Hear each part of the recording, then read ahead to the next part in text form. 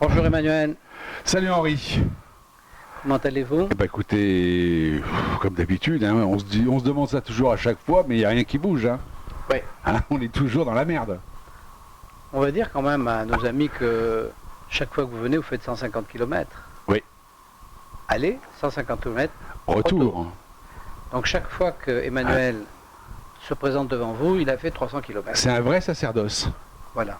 Hein, absolument, faut avoir la foi. Hein, quand même, Oui. faut avoir la Alors foi. aujourd'hui, ça vaut la peine. Parce que Oui, vous m'avez parlé, je n'ai pas tellement, j'ai pas tellement compris ce que vous me aujourd'hui, disiez. ça vaut la peine. Donc on a un article qui est paru dans le Figaro du 31 mai, donc c'est assez récent, et qui dit ceci: contentieux fiscaux, une bombe à retardement de 24 milliards d'euros. C'est-à-dire qu'on apprend dans cet article que Bercy, nos amis de Bercy, ont provisionné 24 milliards d'euros, qu'ils pensent être le risque qu'ils courent de perdre sur les redressements qu'ils ont faits et qui sont au contentieux. 24 milliards, c'est pas mal, mais alors c'est sûr, c'est jusqu'à maintenant. Je veux dire, c'est ce qu'ils ont, ce qu'ils pensent. C'est ce qu'ils ont en cours. Ouais, c'est ce qu'ils ont en cours. Donc on peut supposer ça que peut ça être inclut 10 ans, puisque voilà. moi j'y suis depuis 20 ans On peut avec supposer eux, que ça en inclut bataille. les 10 dernières années, et donc ça porte sur... Ça porte sur une somme colossale, parce que lorsqu'on sait, d'après les chiffres que nous avons eus, qui sont du ministère, de Bercy lui-même, que les contribuables perdent 90% de leur procès. Oui. Ils gagnent 10% de leur procès. Partiellement, hein, ou donc entièrement. certains partiellement. Oui. Dans les 10% sont compris les dossiers qui sont gagnés partiellement. Ça veut dire qu'effectivement, ça représente 10% des sommes contestées. Ouais, donc ça fait 24... 240 000... Bah non, je sais faire des calculs comme ça. 240 milliards d'euros. Ouais, 240 milliards d'euros. Qui sont globalement probablement illégitimes. Oui, parce que quand les gens contestent, en règle générale, c'est que les sommes sont quand même quelque part illégitimes, sinon ils ne prennent pas des frais d'avocat, etc. C'est énorme. 240 milliards de contentieux. C'est scandaleux. C'est scandaleux parce que, si vous voulez, en fait, c'est la couverture de bavures fiscales avérées. C'est-à-dire que c'est exactement comme si on avait demain le ministre de l'Intérieur qui arrive à la télévision et qui nous dit voilà, la situation, notre personnel défouraille à tout va. T'apprends un peu trop fort. Et ils descendent un ou deux mecs par semaine, donc on est obligé de provisionner. Exactement. Ça nous fait des frais, les gens font frais d'hôpitaux et des frais d'assurance. On est obligé, les gens diraient, alors vous imaginez, le ministère de la Santé. Donc, nos hôpitaux, vous savez, aux urgences, on a des problèmes, il y a tellement de gens qui meurent qu'on a des procès, donc on est obligé de mettre de côté 24 milliards. 24 milliards. Oui, c'est quand même pas mal, hein, c'est une belle somme. Je ne sais pas si vous avez une idée de ce que touche quelqu'un quand il est ou par exemple, autre chose, les prisons, par exemple. Les gens, bon voilà. Alors nous constatons que les gens qui sont en prison, une grande partie ne devrait pas y être. Oui, ils sont innocents. En fin de compte, ils sont innocents. donc on prévoit 24 milliards.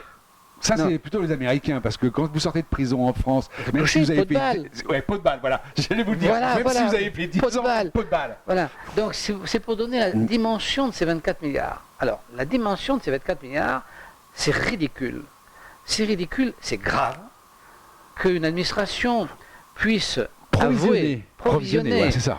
pour des bavures une somme comme ça, c'est totalement scandaleux. Mais il y a pire. Donc, on se rend compte que c'est scandaleux, on se rend compte que c'est l'iceberg, la partie visible de l'iceberg de 240 milliards. Bon.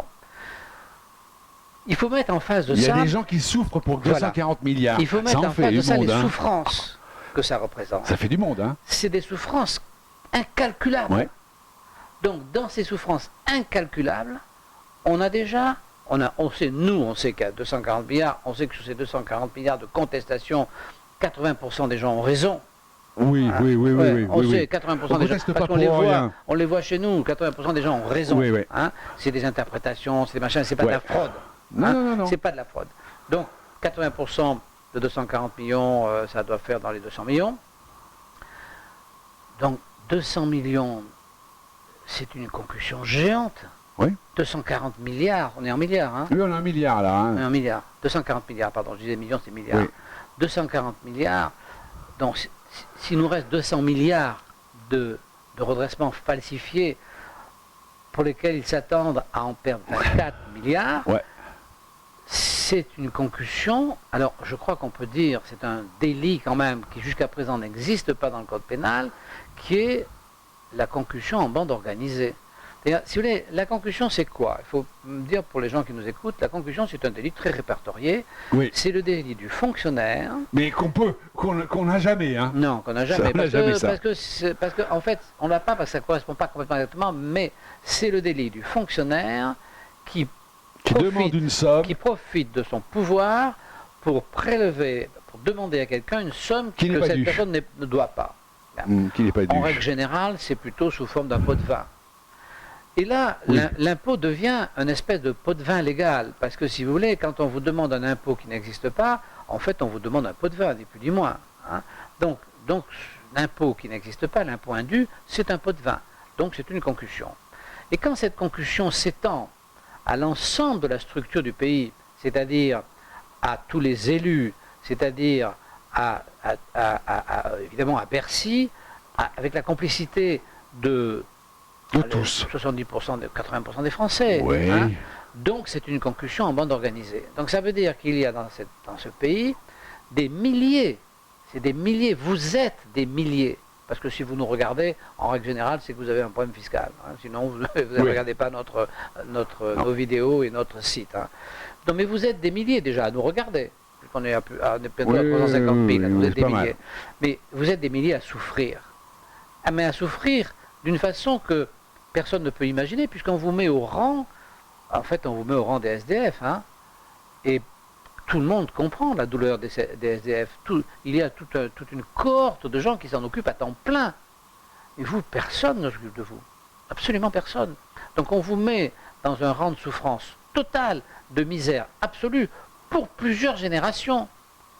Parce qu'on vous y met vous, mais la dette va poursuivre votre épouse, vos enfants, etc. Elle ne s'éteint jamais. Elle ne s'éteint jamais. Donc on vous rend pauvre, mais en plus, on vous exploite, c'est-à-dire on vous oblige à travailler pour payer, c'est-à-dire on vous rend esclave.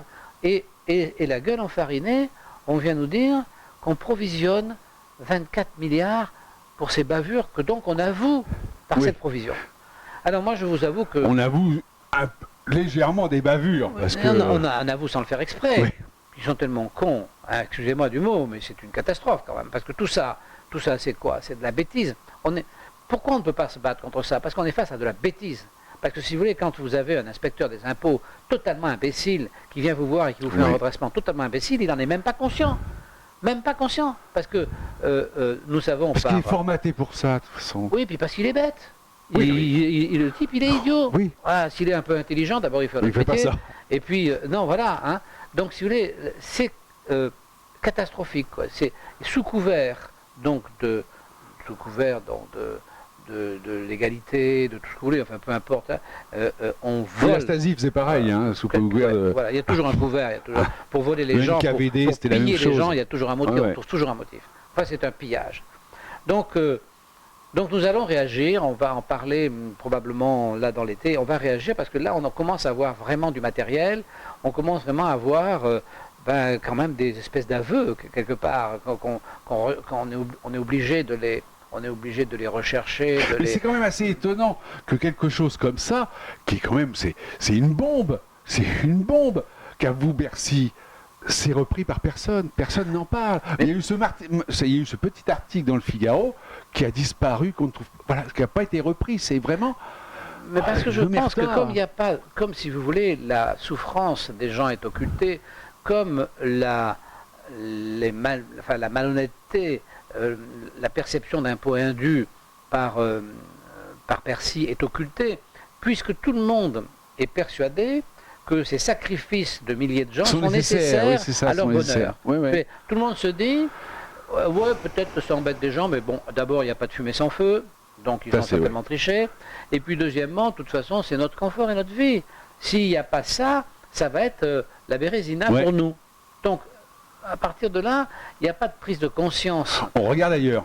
Voilà, et donc l'article fait un flop.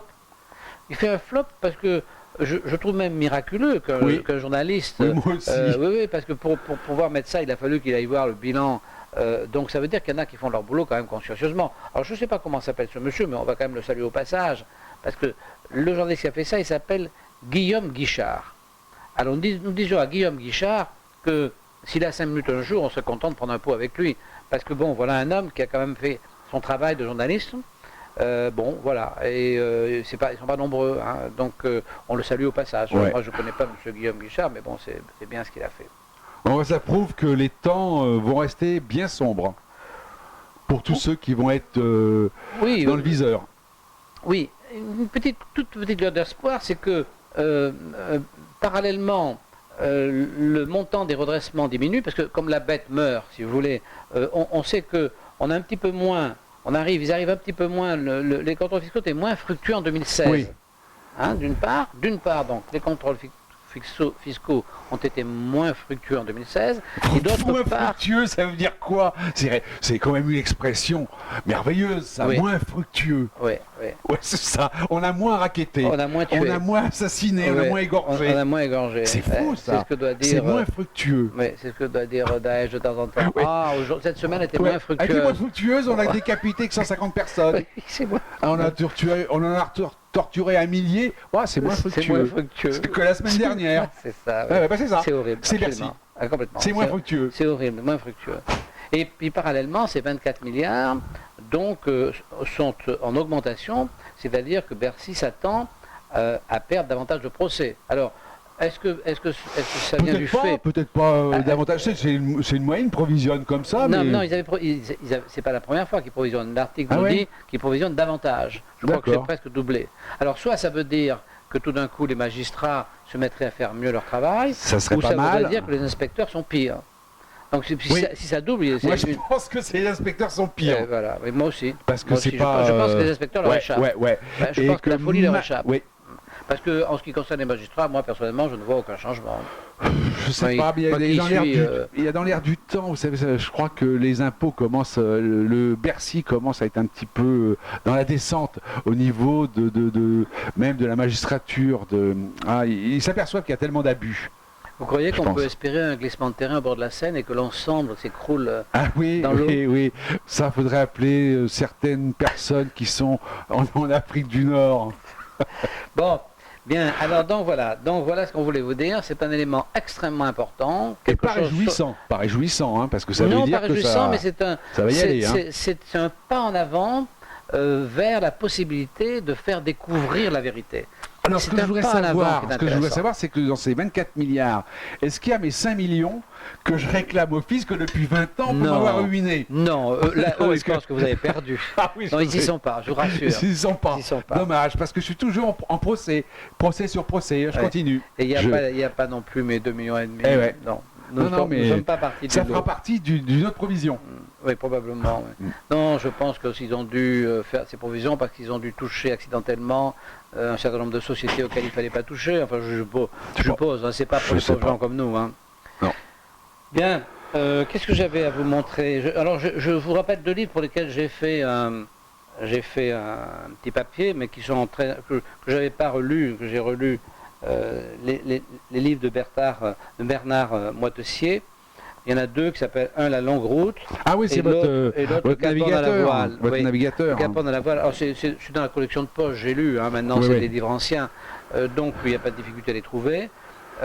C'est effectivement très intéressant à 2 titres. C'est intéressant parce qu'il y a une confrontation avec la mer et que pour ceux qui ne la connaissent pas, on la découvre dans sa violence, et en même temps dans cet aspect absolument miraculeux et qui est quand même la plus grasse partie de notre terre. Hein. La mer est plus importante que la terre. Hein. Oui. Donc cette découverte intimiste dans toute sa force est parfaitement décrite parce que cet homme écrit très très bien.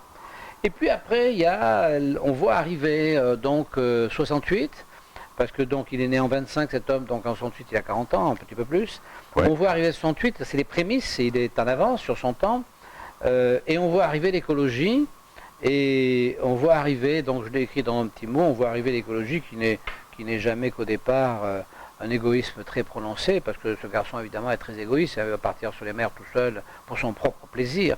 cet égoïsme qu'il nous fait partager finalement quand même à la fin, qui est tout à fait séduisant. Les gens égoïstes sont toujours séduisants, parce qu'en fait c'est souvent des monomaniaques, et bon, donc ils ont des choses à dire. Et donc oui, je vous conseille de lire ces livres, si on passe un très bon moment, c'est très agréable. Voilà.